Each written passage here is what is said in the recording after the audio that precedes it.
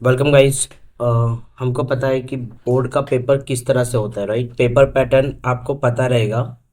Now इस session में हम क्या डिस्कस करेंगे? पहली बात, बोर्ड में आंसर कैसे लिखे इंग्लिश के पेपर में। दूसरी बात, जिन बच्चों को लगता है कि वो फेल हो सकते हैं उन बच्चों के लिए पासिंग किस तरह से निकाले। और तीसरी बात, अगर इस तरह से कोई अनएक्सपेक्टेड क्वेश्चंस आता है कि जो तुम्हें कभी पता ना हो, उसका आंसर किस तरह से लिखा जाए। तो इस सारी चीज़ों का हम लोग इस बोर्ड के एक्टिविटी शीट में डिस्कस करेंगे। ये जुलाई 2022 की एक्टिविटी शीट है। सो बोर्ड का पेपर पैटर्न पहले डिस्कस कर लेते हैं। जो सेशन होते हैं उसमें से पहला सेशन होता है लैंग्वेज स्टडी का। लैंग्वेज स्टडी में आपको टोटल 4 मार्क्स होंगे, जिसमें आपको 5 क्वेश्चन पूछे जाएंगे, जिसमें से आपको कोई तो 4 अटेम्प्ट करना है। आंसर कैसे लिखे? देखो, इसमें ना 1 1 1 1 ईच क्वेश्चन होता है। तो how to write a answer for this question. कभी कभार कैसा होता है ना, जो इवेल्युएटर होते हैं, जो चेक करते हैं पेपर को, एग्जामिनर, जो एग्जामिनर है वो आपसे क्या एक्सपेक्ट करता है। तो इसमें देखो, identify the type of sentence based on its function. कौन से टाइप का सेंटेंस है, इसके फंक्शन के बेस पे इसको आइडेंटिफाई करो। राइट आंसर करते समय आपको पहले सेंटेंस को पूरा लिखना है आपके आंसर शीट में, और उसके बाद इसका जो टाइप लिखना है, ये कौन से टाइप का सेंटेंस है, इम्पेरेटिव टाइप का सेंटेंस है। तो नीचे लिखना है आपको इम्पेरेटिव टाइप का सेंटेंस है। अच्छा, बहुत सारे बच्चे क्या करते हैं, इस सेंटेंस को नहीं लिखते और डायरेक्टली इम्पेरेटिव सेंटेंस लिख देते हैं, वो भी राइट है। लेकिन फिर से मैं बता रहा हूँ कि जो एग्जामिनर होता है वो वैरी करता है कि किस तरह से उसको आंसर एक्सपेक्ट है। तो आप पूरा कंप्लीटली जो भी रहेगा आपका आंसर फुलफिल करना है। अब इसमें से 4 अटेम्प्ट करो। इसमें कौन से टाइप के क्वेश्चन आते हैं, इसमें जो बताए गए हैं कि ग्रामर के क्वेश्चन आएंगे, एरर द सेंटेंस आएगा, स्पॉट द एरर्स, सेंटेंस में कौन सा एरर है। इसके बाद आपको आएगा pick out the participle. Participle बहुत इजी है, जो पिक आउट कर सकते हैं हम लोग। इसमें कौन सा पार्टिसिपल पूछा है आपको, फ्राइटनिंग। ये क्या है, पार्टिसिपल है। 2 टाइप के पार्टिसिपल होता है, एक प्रेजेंट पार्टिसिपल, दूसरा होता है पास्ट पार्टिसिपल। प्रेजेंट पार्टिसिपल में हमेशा याद रखो आईएनजी लग के आता है, और पास्ट पार्टिसिपल में वर्ब का थर्ड फॉर्म आता है। उसके बाद आपको इन्फिनिटिव्स भी पूछेंगे, जो कि आगे क्वेश्चन आया भी है। जब आपको इन्फिनिटिव पूछा जाएगा तो बिना कुछ सोचे समझे टू होगा और उसके बाद वर्ब होगा, उसको आपको इन्फिनिटिव पिक आउट करना है। समझ में आया? चलिए, उसके बाद आता है use the given phrase in the meaningful sentence of your own. ये जो फ्रेज है ये आपको आपके मीनिंगफुल सेंटेंस में लिखना है। अच्छा, बहुत सारे स्टूडेंट्स को पता नहीं होता कि किस तरह से सेंटेंस को फॉर्म करें। ऐसे सिचुएशन में आप कोई भी एक थिंक करो, कोई भी एक सेंटेंस बनाओ टेंसेस के accordingly. Most of the sentence tenses में जो फॉर्मूले दिए हैं असेटिव टाइप के सेंटेंस में, उसी वे से करना है। To look forward. To look forward means जो हो गई चीजें उसको पीछे छोड़ के आगे की ओर बढ़ना, isn't it? So this kind of a sentence you can make by your own. To look forward आप खुद से बना सकते हो, कोई भी सेंटेंस बना दो टेंसेस का, आप इसका आंसर लिख सकते हो। Complete the word chain of noun. यहाँ पे एक बहुत इंपॉर्टेंट बात है, वर्ड चेन किसकी दी है, नाउन की। यहाँ पे वर्ब की आएगी, एडजेक्टिव की आएगी, एडवर्ब की आएगी। तो ये याद रहे कि आपको वर्ब, एडजेक्टिव, एडवर्ब किस तरह से देखना है और किस तरह से वर्ड को लिखना है। इसमें करना क्या पड़ता है, मेनली लास्ट का जो वर्ड है, जैसे कि एच आया, जैसे कि स्ट्रेंथ है तो एच लास्ट में आया, तो एच से कोई तो नाउन को पिक आउट करना है। मतलब एच का मतलब क्या होगा, हॉर्स। ई आ गया, ई आता है यहाँ पे लास्ट में। फिर आप ई का आएगा ELEPHANT, तो यहाँ पे आएगा टी लास्ट में। और टी से आएगा तुम्हारा टाइगर, आर आता है, आर से आएगा तुम्हारा रैबिट। तो इस तरह से आपको ये अटेम्प्ट करना है। यहाँ पे नाउन की चेन दी है, आपको वर्ब की चेन आ सकती है इस पेपर में। चलिए आगे बढ़ेंगे। इसमें देखो क्वेश्चन नंबर 2 में फिर से एनी टू लिखना है आपको, 4 मार्क्स के लिए है, जिसमें आपको ग्रामेटिकल क्वेश्चंस आएंगे। ग्रामेटिकल क्वेश्चंस का मतलब है direct indirect speech, activise passivise, degree of comparison, question tag, add a question tag, इस तरह से बड़े बड़े। एक क्वेश्चन के लिए 2 मार्क्स है, तो ऐसे बड़े बड़े क्वेश्चन आपको यहाँ पे आएंगे। Pick out the auxiliaries and its function, इस तरह से आपको आएगा। देखो यहाँ पे क्या है, डायरेक्ट इनटू इनडायरेक्ट स्पीच को आपको नरेशन करना है। तो ये क्या है, the night where I met Einstein, इसमें का ये दिया है आपको, इसको आपको ठीक से अटेम्प्ट करना है। प्रिवेट the using the sentence not only but also, आपको not only but also, hardly had, no sooner than, use out to, use to, इस तरह से छोटे मोटे जो सेंटेंस होंगे ग्रामर के जो हम लोगों ने सीखा है उसको आपको ठीक से अटेम्प्ट करना है। इसमें ये टाइप के क्वेश्चंस आते हैं ज़्यादा करके। इसके बाद टेंसेस, टेंसेस बहुत इंपॉर्टेंट है इस बोर्ड के पेपर में। टेंसेस की बहुत चांसेस है आने की, तो टेंसेस आपको जो 12 टेंसेस दिए हैं उसको अच्छे से बाय हार्ट करना है विथ फार्मूलाज, एंड उस फार्मूलाज को आपको रिमेनिंग जो 4 टाइप्स ऑफ सेंटेंस है, जैसे कि पहला होता है असर्टिव सेंटेंस, असर्टिव में क्या आएगा अफर्मेटिव एंड नेगेटिव सेंटेंस, दूसरा होगा इम्पेरेटिव, तीसरा होगा इंट्रोगेटिव सेंटेंस और आएगा एक्सक्लेमेटरी सेंटेंस। तो इस तरह से सेंटेंस को आपको गो थ्रू करना है। लास्ट में आता है बी, जिसमें आपको फिर से क्वेश्चन आते हैं ग्रामर के। यहाँ पे डिग्री ऑफ कंपैरिजन पूछा गया है और यहाँ पे आपको ये क्वेश्चन जो होता है ना ये बहुत सिंपल होता है लिखने का। इसको किस तरह से लिखेंगे, देखो, use the given words as it is noun as well as verb in the two different sentence. इसी सेंटेंस को नाउन की तरह इस्तेमाल करो, use this sentence as a noun, और इसी सेंटेंस को वर्ब की तरह भी इस्तेमाल करो। देखो ऑनर, ऑनर ये क्या है, एक नाउन का करो और इसको वर्ब करो। टेक्सचुअल के लिए आपको टेक्सचुअल पैसेज रहेगा, आपको 2 टेक्सचुअल पैसेज दिए जाएंगे आपके टेक्स्ट बुक में से। अभी टेक्स्ट बुक में से दो टेक्सचुअल पैसेज है, उसमें से कौन से पैसेज आने की संभावना है, we will discuss this things. यहाँ पे ध्यान दो, टेक्स्ट बुक में आपको द थीफ स्टोरी बहुत बार आया है एग्जाम में, मार्च 2019 में भी आया है और मार्च 2022 में भी आया है। उसके बाद ये जो ऑन विंग्स ऑफ करेज, इसको अच्छे से गो थ्रू कर लो। On wings of courage, Joan of Arc आया है जुलाई 2022 में भी आया है और 23 में भी आया है जुलाई के एग्जाम में। द अल्केमी ऑफ नेचर नवंबर 20 में आया है, तो इसको रिपीट होने की चांसेस है the Alchemy of nature, but वेराज I given you on wings of करेज, इसका पैराग्राफ, इसको अच्छे से गो थ्रू कर लेना इस लेसन को। देयर आफ्टर 3 क्वेश्चंस मार्च 2020 में आया था, कनेक्टिंग द डॉट्स मार्च 23 में आया था। उसके बाद लेट्स मार्च नहीं आया था, तो लेट्स मार्च 2.5 ठीक से गो थ्रू कर सकते हो आप। साइंस एंड स्पिरिचुअलिटी जुलाई 19 में आया था, इसको पूछ सकते हैं।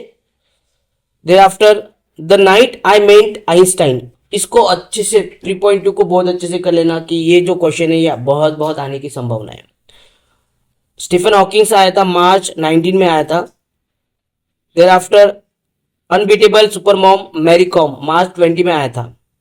द कॉन्सर्न 23 में आया था मार्च में।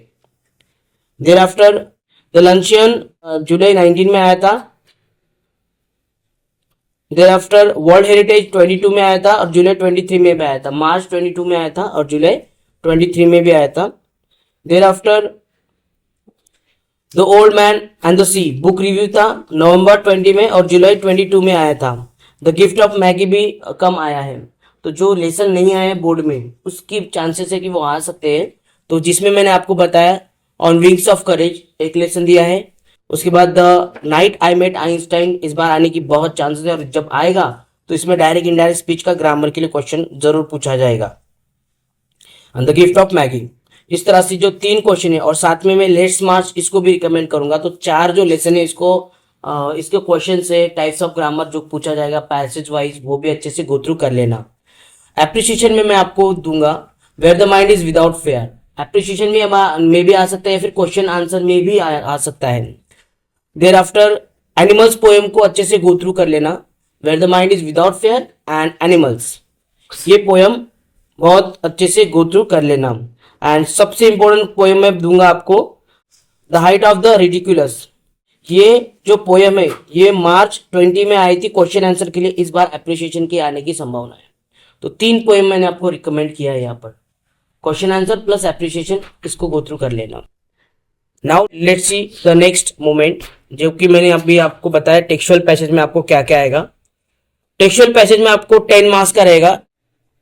इसमें क्वेश्चन देखो किस टाइप के आएंगे। यहाँ पर जो आपको बताया जा रहा है 10 मार्क्स का मैंने बताया पेपर रहेगा, जिसमें आपको ट्रू और फॉल्स, फिलिंग द ब्लैंक्स रहेगा। इसमें कौन से क्वेश्चन है कि जो आपको खुद से करना है, तो यहाँ पे ना A4 डू एज डायरेक्टर रहेगा 2 मार्क्स के लिए, जो कि आपको ग्रामर के क्वेश्चन रहेगा। A4 जो क्वेश्चन है आपको यहाँ पे ग्रामर का क्वेश्चन रहेगा। उसके बाद A5 जो क्वेश्चन है वो आपको पर्सनल रिस्पॉन्स पे रहेगा, आप खुद से इसका आंसर लिख सकते हो। तो इसका आंसर स्टार्ट करते समय आप अपने ओन से लिख सकते हो। यहाँ पे आपको मार्क्स मिलते ही है, लेकिन कंडीशन ये है कि ग्रामेटिकल मिस्टेक ना हो। मार्क्स मिलते हैं बिकॉज ऑफ आपका वो ओपिनियन है, आप नेगेटिव लिखो पॉजिटिव लिखो कुछ भी लिखो, लेकिन ग्रामेटिकल मिस्टेक मत करो जी। और रिलेटेड टू द पैसेज लिखोगे तो बहुत इजी और अच्छा जाएगा। तो इसको रिलेटेड टू द पैसेज लिखो पर्सनल रिस्पॉन्स के लिए, है ना। उसके बाद same thing question number B1, ये भी 10 मार्क्स के लिए है, जिसमें जो पहला पैसेज दिया था ये भी टेक्सचुअल पैसेज ही रहेगा। इसको भी उसी तरह से आपको गो थ्रू करना है। इसमें भी जो क्वेश्चन है आपको दिया है यहाँ पे B4 do as directed and B5 आपको रहेगा पर्सनल रिस्पॉन्स पे। उसमें आता हूं मैं पोइट्री सेशन में। पोइट्री सेशन में मैंने आपको कुछ पोएम दिए हैं, पोएम उसको अच्छे से करना। Where the mind is without fear, इसमें से क्वेश्चन आंसर आ सकता है। Animals and the height of the ridiculous, ये 3 पोएम अच्छे से कर लेना ताकि इसमें से कोई तो पोएम आ सके। 5 मार्क्स के लिए रहेगा। देयर आफ्टर देखो इसका आंसर कैसे लेंगे। अगर आपने किसी पोएम का एप्रिसिएशन किया और वो क्वेश्चन आंसर में आ गया तो उसमें बहुत चांसेस होते हैं कि आपको लिटरली डिवाइस पूछा जाएगा, फिगर ऑफ स्पीच पूछा जाएगा, राइमिंग स्कीम पूछा जाएगा, जो कि एप्रिसिएशन में होता है, poet name, the central idea, ये छोटी मोटी चीजें आपको इसमें पूछी जाती है। और नहीं तो आपको ऐसे भी पोएम दी जाएगी। यहाँ पे पोएम अगर यहाँ पे दिए तो पोएम के अकॉर्डिंगली आप इसको आंसर कर सकते हो। तो इसमें पहला क्वेश्चन रहेगा पोएम बेस्ड रहेगा। आपको A2 जो क्वेश्चन रहेगा, ये जो A2 क्वेश्चन है ऑल्सो पोएम बेस्ड रहेगा। और आपको A3 जो क्वेश्चन है यहाँ पे A1 A2 A3 तीन ही क्वेश्चन रहते हैं। ये आपको लिटरली डिवाइस मतलब आपको क्या रहेगा, फिगर ऑफ स्पीच के ऊपर पूछा जाएगा। तो जो भी आपको फिगर ऑफ स्पीच रहेगा उसमें से आ सकता है। तो इसको अच्छे से गो थ्रू कर लेना। लास्ट का जो है क्वेश्चन नंबर 3B, क्योंकि एप्रिसिएशन का है और जो आपने बाहेट किया है एप्रिसिएशन उसी बाहेट पे ये चलेगा। यहाँ पे पुलिया आया था जुलाई 22 में। इस बार मैंने जो पोएम बताया वो पोएम यहाँ पे आ सकते हैं, राइट। लास्ट में है अपना section number 4 non textual passage. ये जो नॉन टेक्सुअल पैसेज है ये 10 मार्क्स का है और सेम क्वेश्चन पैटर्न रहेगा जो हमको क्वेश्चन नंबर 2 में दिया था A और क्वेश्चन नंबर 2B में दिया था। सेम 10 मार्क्स का रहेगा। A1 A2 A3 A4 A5 इस तरह के क्वेश्चन यहाँ पे आएंगे। उसके बाद A2 में ये जो पैसेज पे रहेगा आंसर पैसेज पे, A3 में जो रहेगा वो भी पैसेज के अकॉर्डिंगली रहेगा। लेकिन A4 एंड A5 जो मैंने अभी भी बताया था ये डू एज डायरेक्टेड के क्वेश्चन रहेंगे जो कि ग्रामेटिकल क्वेश्चन रहेंगे। Add a question tag, make into the simple sentence, इसमें simple complex and compound type के सेंटेंस होते हैं। तो ये ग्रामर का पार्ट भी कर लेना ठीक से। और A5 रहेगा आपका पर्सनल रिस्पॉन्स। अगेन आपको पर्सनल रिस्पॉन्स आपके खुद के सेंटेंस में लिखना है। और कौन से सेंटेंस में लिखना है देखो ध्यान दो। टेंस क्या बनाओ, टेंसेस के ऊपर सेंटेंस बनाओ। Simple present tense, simple past tense, present perfect tense, इस टाइप के जो टेंसेस है इस टेंसेस पे ये सेंटेंस बना के आप इसको लिख सकते हो। टेंसेस अगर आपके बहुत अच्छे होंगे तो इसके ऊपर आप अपना ग्रामेटिकली अच्छे से आंसर लिख सकते हो। सिंपल प्रेजेंट टेंस में ज्यादा आंसर आपका सुटेबल रहेगा। इसमें मुझे लगता है मैं ये कर सकता हूँ दिस काइंड ऑफ सेंटेंस। अभी आता हूँ, ये क्वेश्चन बहुत इंपॉर्टेंट है, बहुत सारे स्टूडेंट्स को नहीं समझता है। समरी राइटिंग, फिर से बता रहा हूँ क्वेश्चन नंबर 4B में का समरी राइटिंग। ये जो आपका अनसीन पैसेज है यहाँ पे दिया है, ये 4A अनसीन पैसेज के ऊपर आपको समरी राइटिंग लिखना होता है 1/3 के फॉर्म में। क्वेश्चन नंबर B में टाइटल बहुत इंपॉर्टेंट होता है। टाइटल के लिए मार्क्स होते हैं। जब आप जो भी पैराग्राफ लिखते हो, पैराग्राफ में अगर आप टाइटल नहीं देते हो तो वहाँ पे आपका मार्क्स कट सकता है। तो समरी राइटिंग में टाइटल इंपॉर्टेंट है तो टाइटल देना ना भूले। तो ये क्वेश्चन बिल्कुल भी ना मत भूलना, जो कि बहुत इंपॉर्टेंट, बच्चे इसको स्किप कर देते हैं। राइटर समरी, किसके ऊपर समरी लिखना पड़ेगा, क्वेश्चन नंबर 4A के अनसीन पैसेज के ऊपर समरी लिखना पड़ेगा। इसको कोई ऑप्शन नहीं है, फिर से बता रहा हूँ, इसको कोई ऑप्शन नहीं है, डायरेक्टली 5 मार्क्स के लिए आता है आपको। नहीं तो ऑप्शन में समझ जाओगे और इसको छोड़ दोगे, मत करना इसको बिल्कुल भी। Section number 5 writing skill. Writing skill में ये तो इतना इंपॉर्टेंट है। राइटिंग स्किल में पहला है क्वेश्चन नंबर 5 लेटर राइटिंग। इसमें 2 करना पड़ेगा, एक फॉर्मल और इनफॉर्मल लेटर करना पड़ेगा। ये और क्वेश्चन फॉर्मल इनफॉर्मल ये कंपलसरी है, लेटर का फॉर्मेट करके जाना है, कंपलसरी है। इजी इसमें इवैल्यूएशन कैसे होता है, मतलब एग्जामिनर चेक कैसे करता है। इसमें आपको अगर लेटर का फॉर्मेट ठीक रहेगा, अलाइनमेंट जिसको बोलेंगे गुड है, मार्क्स दे देंगे। उसके बाद आपको जो बॉडी है, इसमें जो बॉडी होती है इसका 2 मार्क्स होता है फॉर्मल लेटर में। इनफॉर्मल लेटर में 2.5 होता है। पहले क्या आता है इसमें, फॉर्मेट में क्या आता है इसमें, फॉर्मल लेटर में पहले आएगा सेंडर एड्रेस, फिर डेट आएगा। डेट का फॉर्मेट ठीक से होना चाहिए, जैसे कि 19 जनवरी 2023 या 24, उसके बाद पिन कोड आएगा, किसका, सेंडर एड्रेस का पिन कोड आएगा। उसके बाद करना है 2 कॉमा, रिसीवर एड्रेस से पहले है ना 2 करके कॉमा करके रिसीवर का डेजिग्नेशन जो रहेगा, जिसको भी आप भेज रहे हो, कोई ऑफिसर है, म्यूनिसिपल ऑफिसर है, टीचर है, प्रिंसिपल है, उसका डेजिग्नेशन आएगा। उसके बाद उसका एड्रेस आएगा, उसके बाद उसका भी पिन कोड आएगा, और पिन कोड के बाद आएगा सब्जेक्ट। सब्जेक्ट आपको शॉर्ट में लिखना है, नहीं मिला सब्जेक्ट तो ये लेटर में भी सब्जेक्ट आपको दिया जाएगा, है ना। तो लेटर का शॉर्ट का सब्जेक्ट लिख के वहां निकाल के वहां पे लिख सकते हो। उसके बाद आएगा dear sir, dear ma'am, comma करके प्रोफेशनल बॉडी, जो बॉडी रहेगा लेटर का वो रहेगा। उसके बाद यूर फेथफुली लिखना है, यूर फेथफुली। अगर स्टूडेंट रहोगे तो यूर ओबीडियंट स्टूडेंट लिखोगे, और वहां पे आपका जो भी नाम रहेगा लेटर में दिया वो नाम लिखना है, आपको खुद से अपना नाम एक्सप्लेन नहीं करना है इसमें। उसके बाद यहाँ पे देखो question number 6A, information transfer. ये बहुत इंपॉर्टेंट है, ये क्वेश्चन स्टूडेंट्स को नहीं समझ में आता है। इंफॉर्मेशन ट्रांसफर का मतलब है वर्बल टू नॉन वर्बल, और सेकंड में होता है, ये A1 क्वेश्चन है, verbal to non verbal. Verbal का मतलब क्या है, यहाँ पे ध्यान दो।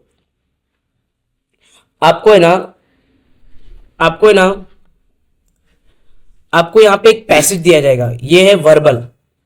पैसेज के ऊपर आपको फ्लो चार्ट बनाना है, इस तरह से ट्री डायग्राम निकालनी है, या फिर आपको पाई डायग्राम निकालनी है। ये डायग्राम के फॉर्मेट में कॉम्प्रेस करना है, और इसको मैप बोलते हैं ना, मैप जैसे कि कॉन्सेप्ट मैप होता है ना, कॉन्सेप्ट मैप के अकॉर्डिंगली इसको बनाना है। बनाते समय याद रहे, बहुत सिंपल है। पहले क्या करो, एग्जाम में मेन कंटेंट को रीड करो, क्या क्या इसमें कंटेंट दिया उसको अंडरलाइन करो। मेन कंटेंट को अंडरलाइन करने के बाद मेन कंटेंट को पहले ऊपर लिखना है, उसके बाद उसको फ्लो चार्ट के हिसाब से, ट्री डायग्राम के हिसाब से, या फिर पाई चार्ट के हिसाब से इसको आपको अरेंज करना है। देखो, non verbal to verbal recommend करूंगा, क्योंकि नॉन वर्बल टू वर्बल आपको पैसेज में लिखना बहुत ईजी जाएगा। पैसेज में आपका क्या देखा जाएगा कि आपने पूरा कंटेंट को कवर किया है क्या, उसको किस तरह से ग्रामेटिकली आपने अरेंज किया, वो सब इसमें दिखा जाएगा। तो ये रिकमेंड करूंगा A2 में आपको। Thereafter question number 6B, 5 marks के लिए आएगा। आपको एक तो स्पीच राइटिंग या फिर व्यू काउंटर व्यू करना है, दोनों आपको ऑप्शन में। B1 में आपको स्पीच राइटिंग है, और B2 में आपको काउंटर व्यू है। मैं आपको स्पीच राइटिंग रिकमेंड करूंगा। स्पीच राइटिंग का इनिशियली फॉर्मेट आपको बाहर करना है, बाद में आप अपने सब्जेक्ट के अकॉर्डिंगली उसमें लिखना है।